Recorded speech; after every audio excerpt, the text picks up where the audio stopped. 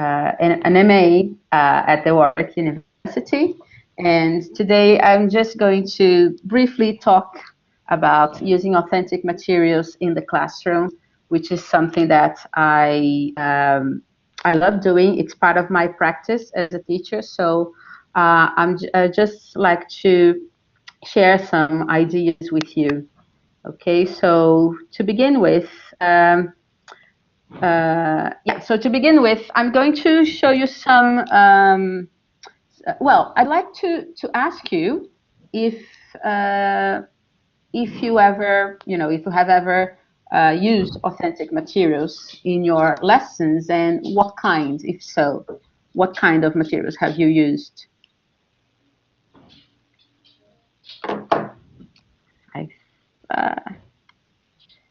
That's a problem because I cannot see the screen. Can you just tell me? Sorry, because I can you tell me? Yeah, I was raising my hand. I wanted to say that Okay. I have used YouTube. So when Right. native speakers are speaking and are giving like a kind of presentation or talking about certain issue, I think this can be Right. considered as quite an authentic material. Yes. Yeah. Definitely. Okay. Joe. Right. Yeah, Yeah. Joe. Okay. Thanks, Joe. Anyone else thank you. has used authentic materials, and what kind? Any sort of videos or audios or I Movies, don't know, songs, podcast? Mm-hmm. literature. Right. Okay. So, right. Okay. So this is from, you won't believe it, from one of the first linguists, Henry Sweet, that talked about authentic materials in the late 18th century. So, as you can see here, so authentic materials is not really something from the past, from the past 10 years, 20 years. It's been in teacher education for a while. And I'm just going to read this for you. Okay, so the great advantage, and tell me if you agree or not. The great advantage of natural idiomatic texts over artificial methods or series is that they do justice. I love that term. They do justice to every feature of the language. The artificial systems, on the other hand, tend to cause incessant repetition of certain grammatical constructions, certain elements of the vocabulary, certain combinations of words to the almost total exclusion of others, which are equally or perhaps even more essential. Okay, so this is why I personally like using authentic materials, because as Henry Sweet states, I think they do justice to every feature of the language. But of course, we have to bear in mind certain things before choosing the materials we are going to choose, right? You can interrupt me if you want, okay? To ask me anything or... Okay, so some teachers, some researchers believe that okay, authentic materials are great, but they can be too elusive, to be defined. So it's difficult to get hold of them. So, but I'd like to I'd like to do this little fill in the gaps. So, could you tell me what words I'm missing here? An authentic text is a stretch of what kind of language produced by a real for a writer for a real and designed to convey a real message of some sort. So what do you think goes here? You can shout out some words. Get the team to fill in the what was that? Say again. Natural language?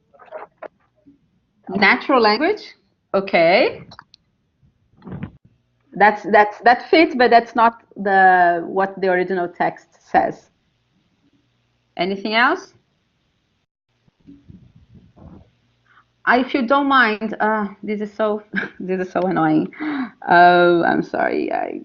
Okay, because real language. Okay, I apologize because I don't know how to share this. Real language. Yes, real language. Okay, so produced by a real what? Speaker. A real speaker. Good, good. Okay. But did you see that? They don't say native speaker, but just a real speaker. Okay. For a real what? A real situation. Okay. I agree, Daisy. Authentic materials are much more motivating. Yeah. Purpose. Okay. Nusrat. Situation. Who are you teaching? So we have to think about whom. Listener, okay. In a classroom environment, we are teaching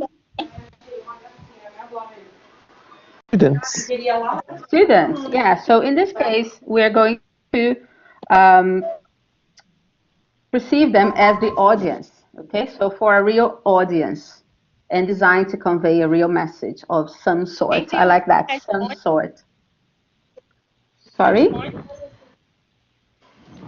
Someone's speaking there. Okay.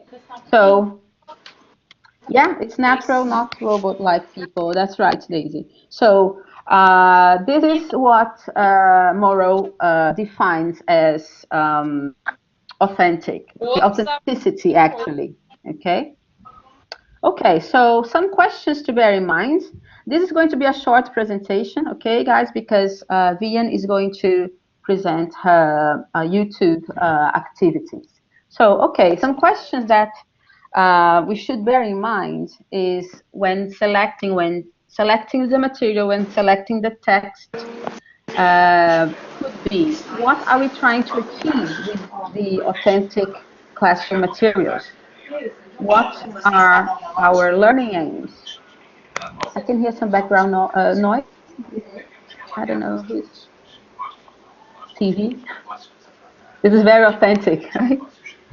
So what are we trying to achieve? What do we want our students to produce? Okay, this is very important. And what are my learning aims? What do I want to focus? What do I want to teach? Okay, so now I'm going to show you some ideas, some suggestions of materials, authentic materials you can use in the classroom, alongside some authentic tasks as well. Okay, right. So I personally love using authentic videos from different sources. Okay, as well as using authentic tasks, and I'm going to give you a few ideas. Okay, so some authentic videos could be viral videos. You know, those videos that go viral. 2 years ago, I remember I designed a lesson on that. I don't know if you probably have watched it because it went viral. A Facebook Live video about the Chewbacca mask. This mother, she recorded I don't know, 10-minute video or less than that, talking about the mask that she bought, the Chewbacca. I think it's right, Chewbacca, the character, the Star Wars character, and it's just, you know, went viral. And I designed a video about that. So it was pretty authentic, and I loved designing this lesson. So viral videos, you can use video reaction to some sort of news, I was watching the other day some reactions to the perhaps the people who are not from Brazil won't know, but there's a famous Brazilian singer called Anitta, right? She's a pop singer, and she released a song, a very popular song, controversial, 2 months ago, and I saw many reactions videos that, of course, they were, well, actually, they were in English and Portuguese. So I saw some foreigners, YouTubers talking about the video, and you could make a nice lesson out of it. So video reactions to different things, different songs, perhaps a film. That could be an idea. Okay, short documentaries as well. You can find short documentaries on, if I'm not mistaken, BBC Three. You can find short documentaries. Okay, interviews, news reports, weather reports. Okay, so bite-sized videos, and I'm giving you some examples here. Okay, so these are from, as you can see from the screenshot, these are from Facebook. Okay, this is from the BBC. Yeah, BBC. Okay, so how many selfies a day make me a psychopath? So these are pretty authentic, and I'm gonna share with you some activities that you can do with your audience. Okay, retell the video, retell the story, the narrative to your partner. Okay, this is something we do in real life, right? Oh, I saw this video yesterday. You know, I saw the new, Anita's video clip yesterday, and then you retell what, how you felt, what you saw. So this could be one task we can transfer to the classroom, I guess. You can also ask your students to write a comment. Okay, perhaps they watched a video on Facebook, Twitter, Instagram now. Yeah, Instagram with the videos. You could ask them to write a comment, or what kind of comments would they write if they, if a friend shared that video on their Facebook, social media. Okay. You can also use authentic materials with beginners, with lower level students. Okay, so I guess for lower levels, it's important to grade the task, not so much the material itself, right? Well, of course, given proper selection, but it's you can use menu, for example, and ask them to read the numbers, or to read, ask them to tell you what time the restaurant opens or closes. So something really specific. So word spotting, or for lower level learners. Okay. So whenever the characters say a word that they learned, they can take notes of those words. Okay, another one is tell your students to rate the video or leave a comment on it. Okay, how would they rate the video in terms of usefulness, in terms of humor? Did they find the video funny or not? So they could rate the video. Would they give a thumbs up, thumbs down? Okay. As I said, they're retelling the story. I also like to, when I use videos from Facebook, for example, I like to ask my students to read the comments, real comments. But be careful with some comments. You can read some swear words, so just try to filter the comments first. But still, you can ask them to select the most interesting comment or the most controversial, and ask them to reply to that comment, right? You can ask your students whether the video is shareable. Would they share that video on social media? Would they share it or not? Talk to their partners about it. If they would share it, why? If they wouldn't share it, why not? So you can ask them to share their thoughts about sharing the videos on social media or not. You can also play the video. You can also play the video with the sound off and ask them what the video is about. I did that with. Do you know? I Love Lucy, the series, the TV show from the 50s, I guess. It's so funny and so lighthearted. And I did that, the sound off thing, that where Lucy and her friend, I forgot her name, they are in a chocolate factory, and everything went wrong. And I showed the video with the sound off first to my student, and I asked her what she thought the characters would be saying to each other, and it was hilarious. So you can also ask them to compare similar videos or videos with opposing views, which is something enriching, I think. Okay, these are some ideas. How do you like them? Do you think they are suitable for your classrooms, or not so suitable? What's your opinion about that? Can you hear me well? Yeah. Okay, you can say something. Yeah. Just I can hear okay. you myself. Brilliant ideas there. Okay, Cecilia. Tilly. Okay, Tilly. Okay. Yeah, it's me. So let me continue. Can I finish with? Do I have 5 minutes more?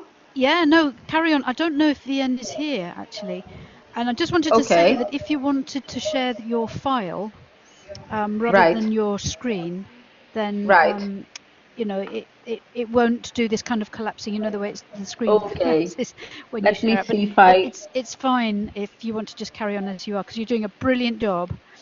And, thank you. Let me see if I can share my file. Because I'm yeah. Perhaps share now.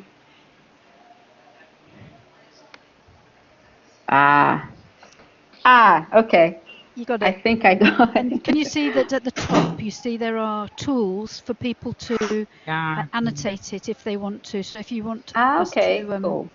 kind of interact with the board. Much better. Much better. For example, that one with the fill in the blanks, you know.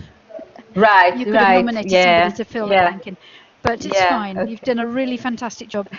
Thank you. As you can tell, so Ian and I are being a bit few. That's okay. So finally, I'm going to share some ideas with using authentic text. Okay, and some ideas of text could be posters, movie posters, tweets. Right? You can just do a screenshot of some tweets. Hi, Vian, she's here. Logos, news articles, menus, as I said before, maps, Facebook comments, as I've mentioned before, a Facebook status, why not, right? Emails, blogs, packaging, food packaging, signs, road signs. So these are all authentic texts that you can use. So some ideas that I've done before.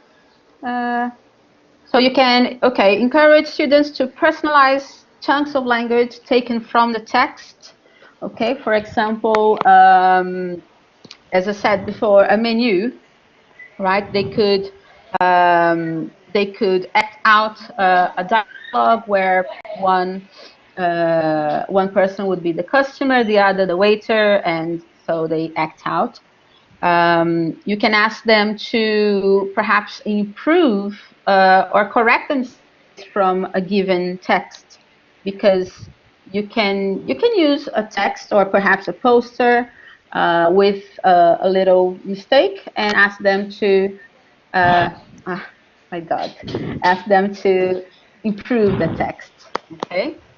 Another idea is jigsaw reading. The jigsaw reading is basically that's a piece of text. Divide that text into I don't know, 4 chunks, okay, and give well, if you have a group, a small group of students, you can select the group and give out this little chunk of text for each one, and they read that piece of text. What they have to do is to the whole group they could summarize that bit of text, and then in a huge group they would have to sort out who's the sequence, the order of that text. So you could do this perhaps with a movie review, for example, and any sort of authentic text. Right. Okay, you can use them as a warmer for writing or speaking lessons. You can use headlines of a news article. You can use Facebook status as a lead-in activity. As I said, you can also do the other way around, which is guess the headline or the topic of a given text. Perhaps you just show a picture or the text itself, and the students have to come up with the headline. Or perhaps you can give, if the headline is a bit difficult, perhaps you could give them a little hint. So you could say, oh, the headline, you can find the word Trump in the headline. So what do you think the headline is? You can ask your students to retell the story using XYZ words, okay? So you limit their lexical repertoire to that specific set of words.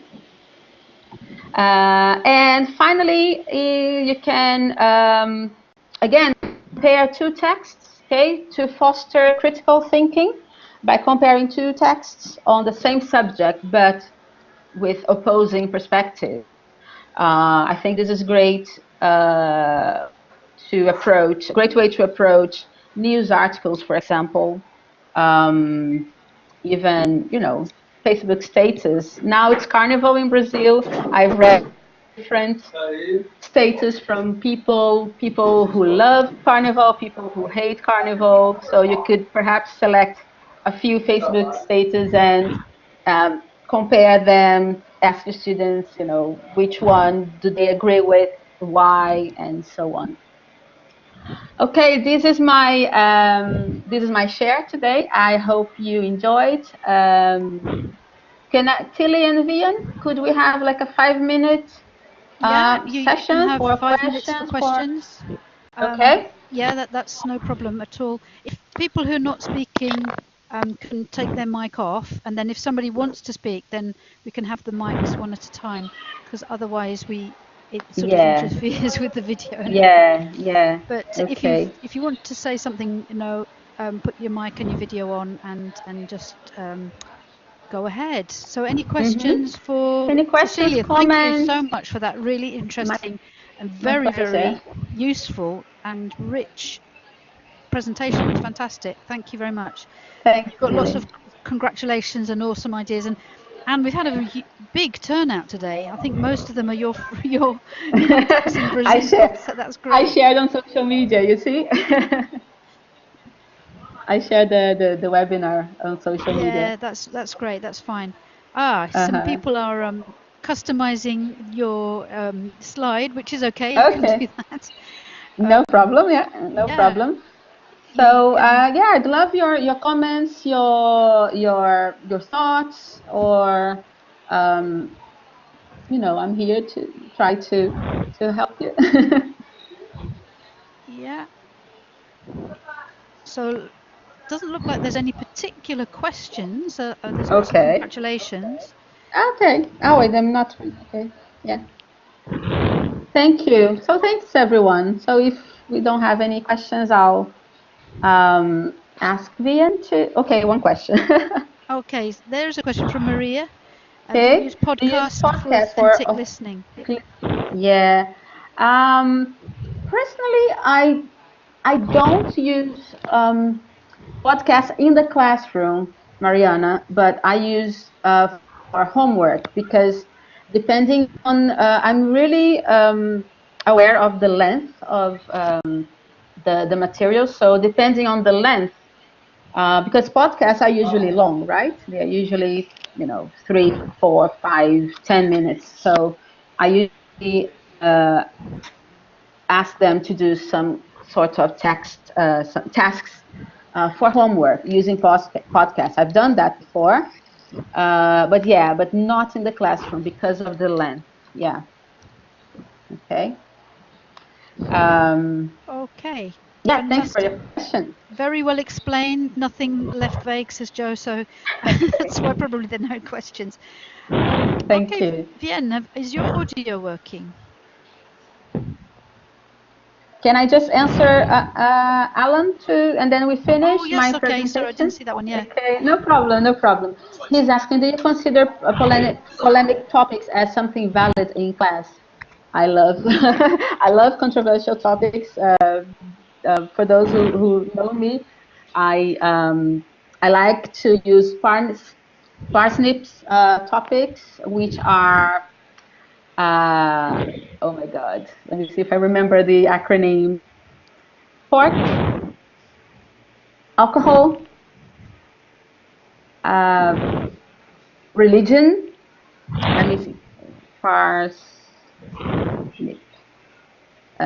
sex, yeah, help me, Tiago, narcotics, ism, and what's the politics.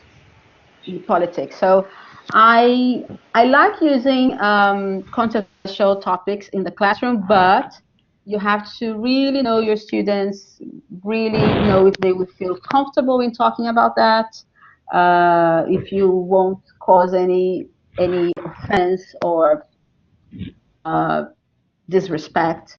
So yeah, really need to know your learners before tackling those subjects. I wouldn't do that as a first lesson or second, but perhaps throughout the year, the term, if I feel my students are happy with that, they are ready to engage. Yes, I think it's wonderful. I think it's very stimulating, and I would definitely use.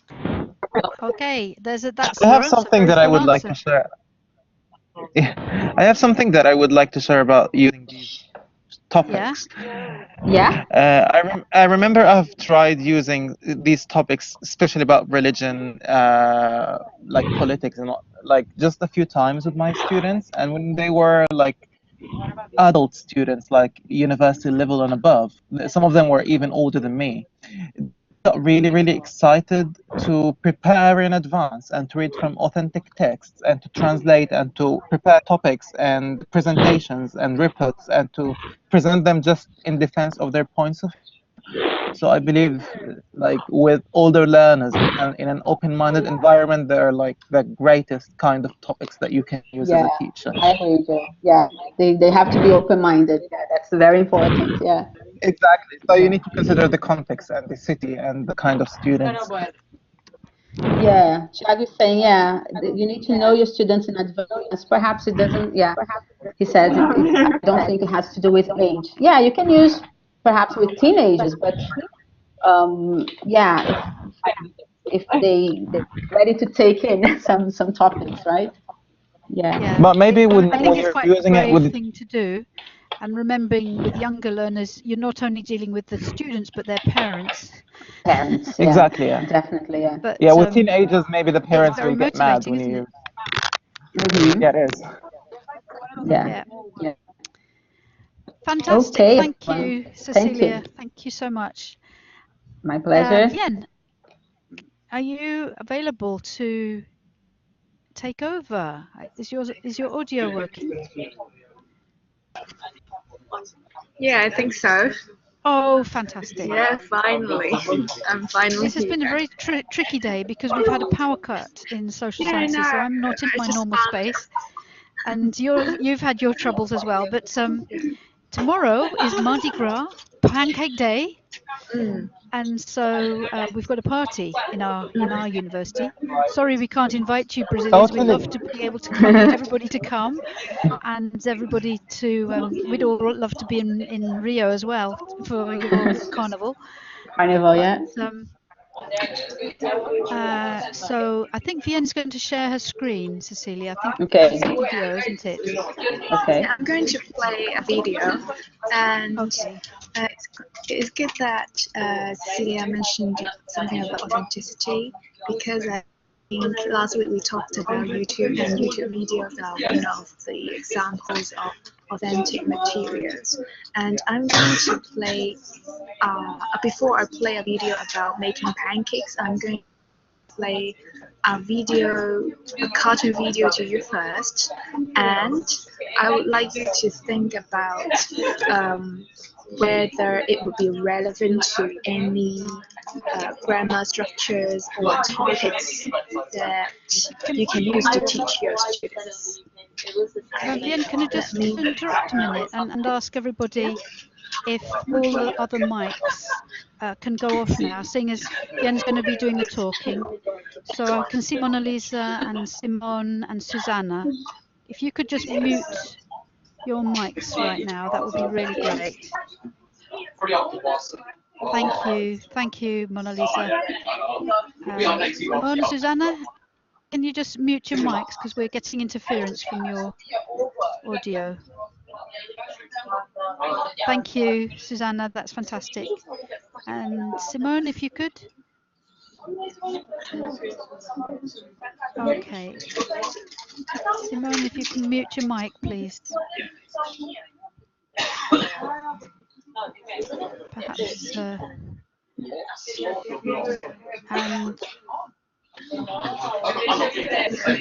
And Cecilia maybe as well. But I think you're in a quiet place. I think Simone doesn't hear me. Okay. I shall just try and message her quietly. But yeah, okay, Jim, I think it's a lot better. So please carry on. Okay, I'm going to play a video. I'm not sure whether you can hear it as well. So.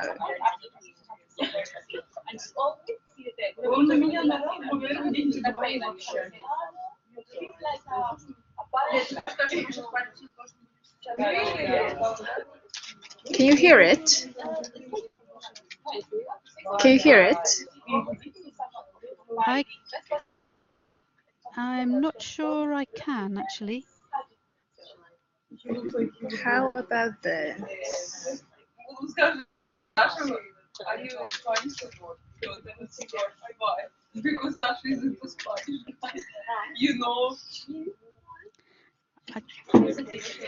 If I play online, can you hear this? If you still can't hear this, I'm going to send you. Joe, is it your mic? Link. Can you turn your mic off, Joe?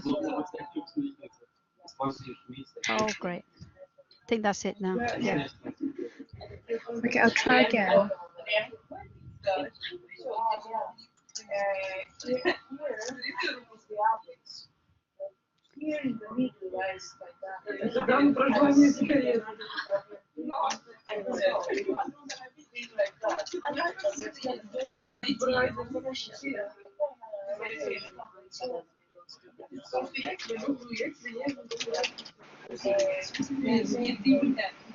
Could you all see it and do it? Yeah, it's going really well. How about the sound?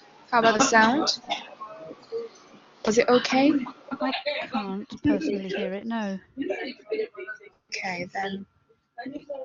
How about the others? Mona Lisa says sounds okay, so she can hear it. But there is still somebody's mic, I'm afraid, that is interfering. Okay. I'll just play for it a little bit more.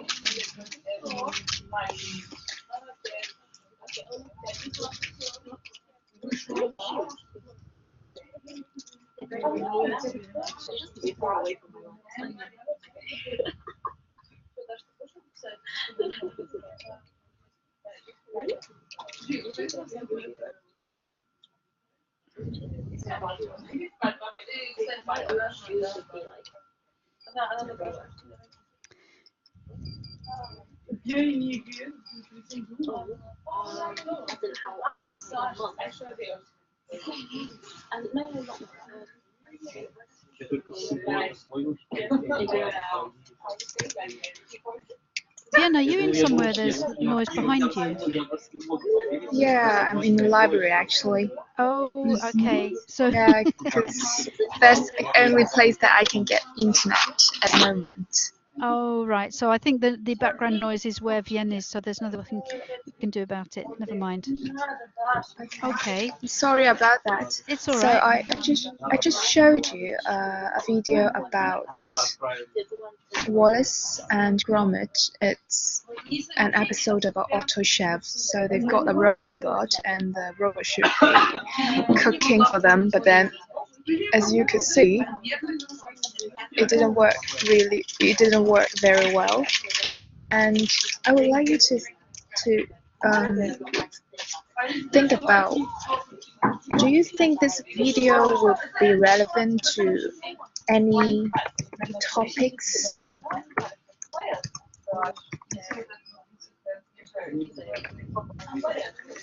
Or grammar structure?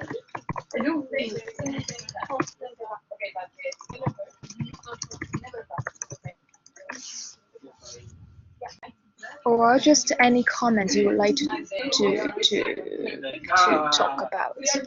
Any comments on the video? Do you think it would be a good, authentic material for teaching in class?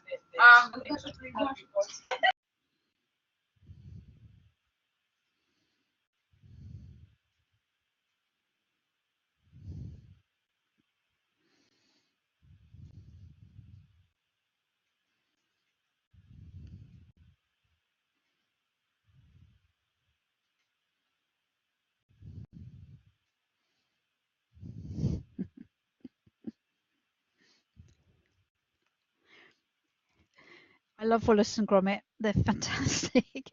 But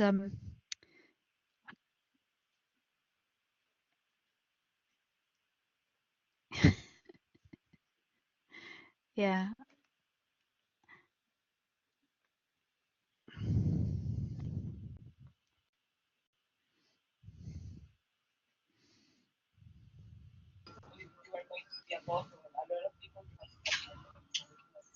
Perhaps you were not able to listen to it, but the language, what do you think about the language in the video?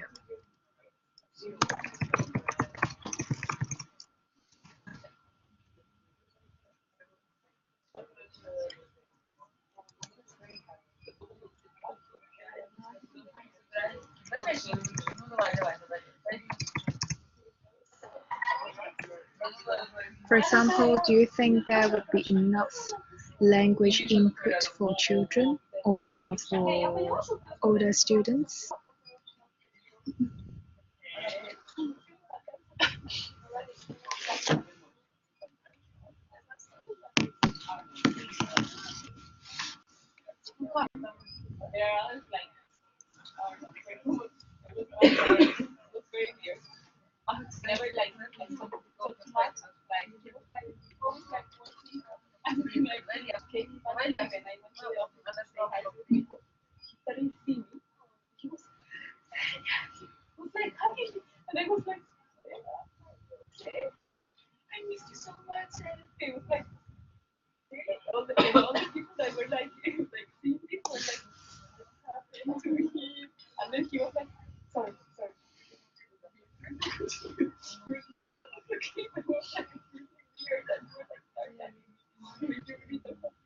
Yeah, that would be a good idea. Yeah, I think even though the language,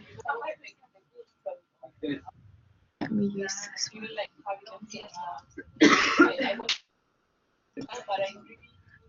Okay, we can see that there is not much language in the video. Most of the input would be visual, and I think it would be very interesting for children.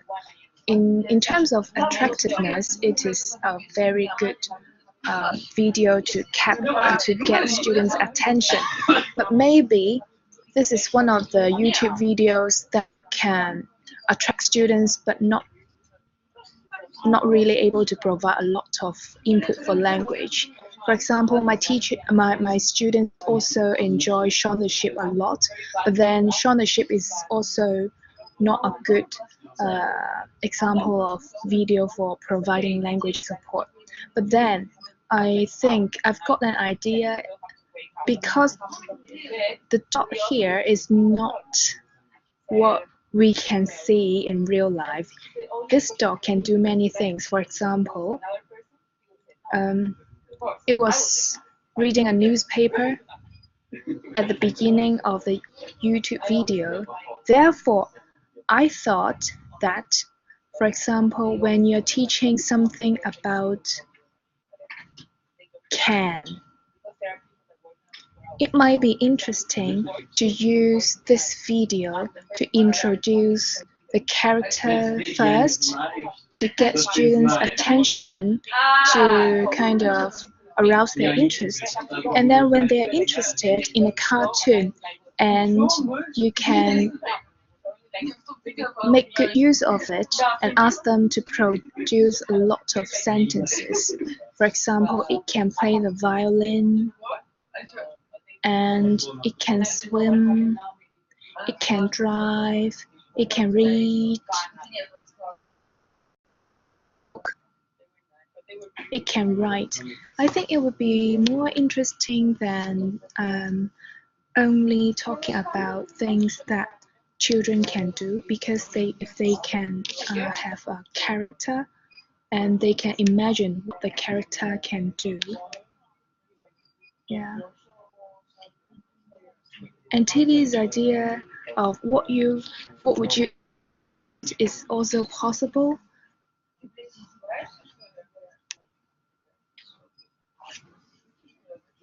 The focus would be on the robot itself rather than the dog. Okay.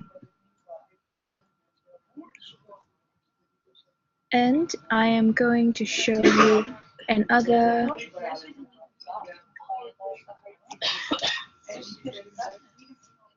Yeah, I think I think kids would do a better job than I do, because they've got a lot of imagination. And any other ideas?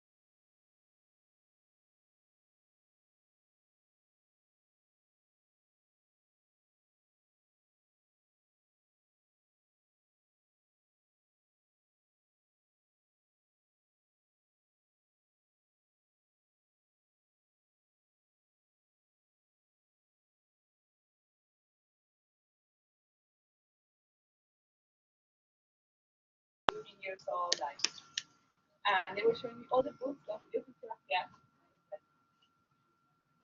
This video is quite long. You don't have to finish the entire video. So do you have any idea like what target structure or vocabulary you would like to focus on if you want to use this video? Or what this video can help you teach?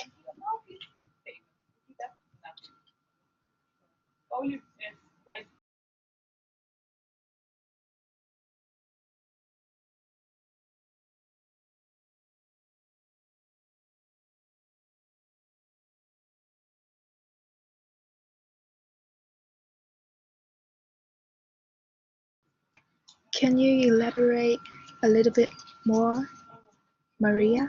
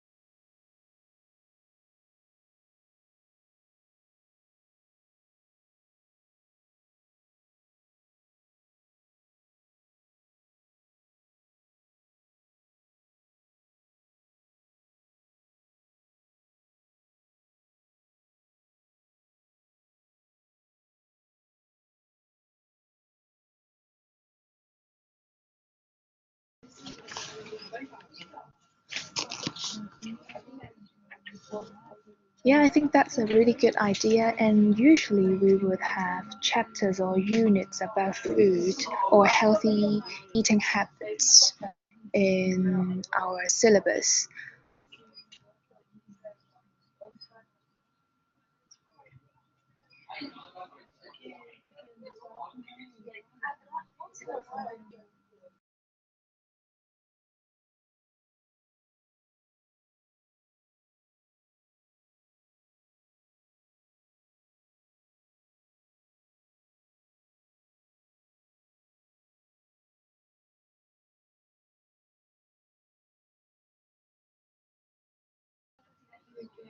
Yeah, Ron, it would be a very nice reading comprehension exercise, but in this case, we will include some visual elements as well.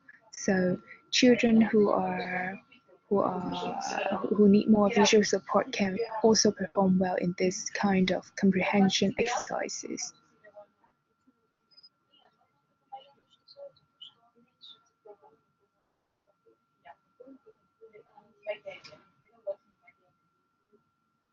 Yeah, we can talk about countables and uncountables and so different kinds of quantifiers. And I think we can also get students to write their own recipe, or even if they manage to write their recipe in groups, and if it is possible, maybe they can make the food as well.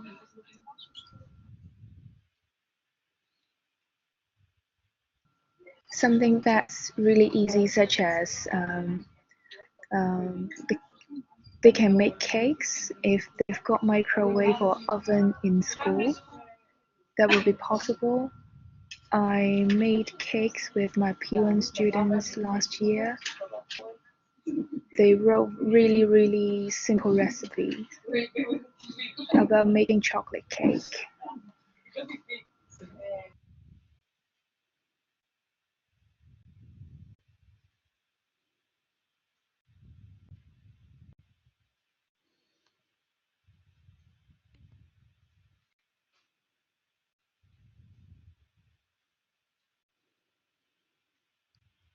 Right. I think we're getting up to the end of our time. Have you got something else to share, Vian?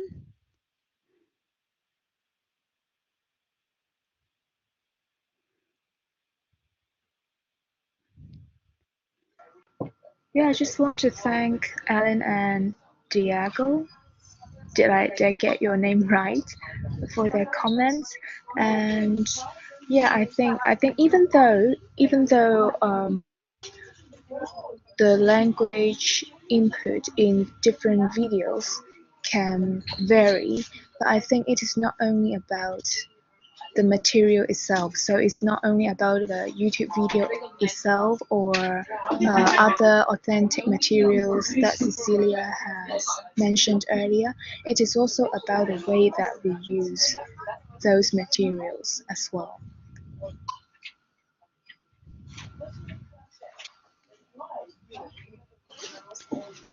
I think that's all. That's all for today. Okay, well, we're all ready now to make our pancakes tomorrow. And they looked really delicious. I love the idea of grated pear in your pancake mix. And I didn't know that Jamie Oliver's daughters were so lovely. So it was really nice to see them. Right. So thank you very, very much, Vienne. Thank you, Cecilia, again for your presentation. We've had a lot of difficulties today, but hopefully people have managed to get something useful from it, and we've had a great turnout, our best so far. So thank you so much, everybody, for coming. And I'm going to sign off here and say see you next week. So you're welcome back next week. Same link will work if you want to come and join us in our webinar. We are on every Monday 6 till 7, and we talk about technology tools and different ways of using technology for language teaching. So Joe, did you want to say something? Just have two questions, very, very quick questions. First, do we need to bring our sweets tomorrow to the pancake party? Yes, bring something. You can bring a drink or bring some chocolates or just yeah, something like that would be great. Yeah. Okay, great. Just like to know. This is number one. And number two, for the blog, I've written a blog about a YouTube channel that I like, and I described it and showed how students can be